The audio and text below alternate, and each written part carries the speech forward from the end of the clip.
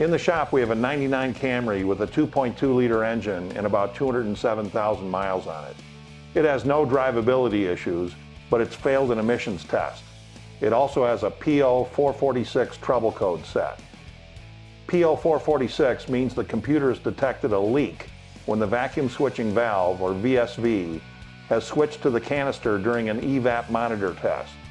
This could mean a problem in the canister, VSV, vacuum hoses, wiring, or the PCM.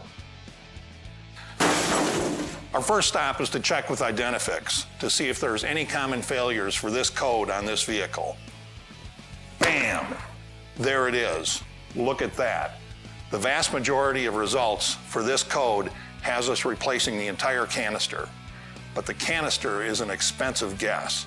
I'll feel a whole lot more comfortable if I can verify it's actually the canister causing the problem. This canister is located over the rear suspension, just in front of the fuel tank. The only way to test this problem is on a hoist, so up she goes. As you can see, even on a full hoist, the canister is not easy to get to.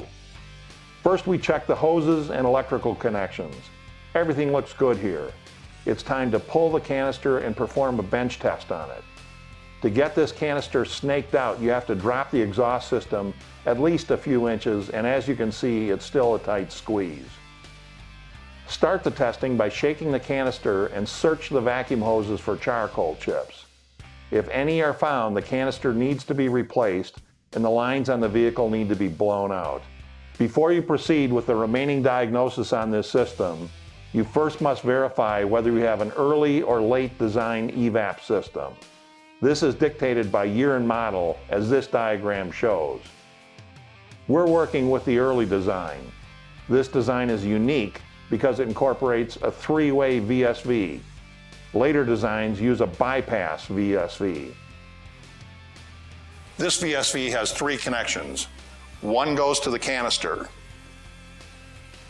another to the purge solenoid, and the third to the pressure sensor. Next, we applied voltage from a 9-volt battery to the electrical connection on the VSV. When this is done, an audible click should be heard. Well, guess what? We heard and felt nothing. At this point, we knew the VSV was defective, and because of the design, the entire canister must be replaced. The most common cause for this failure is a defect in the VSV. But let's take a look at doing a complete check on the three-way VSV on the new canister. You'll need a couple of jumper wires, a 9 or 12-volt battery, and 2 vacuum pumps. Connect the vacuum pumps to the vacuum hoses from the VSV to the pressure sensor and purge valve. Connect the jumper leads to the VSV solenoid, but don't activate it just yet. Pump the vacuum pump connected to the hose that was on the pressure sensor, and you should not be able to accumulate vacuum. Now activate the VSV and pump that same pump. Should now see the vacuum build on both pump gauges.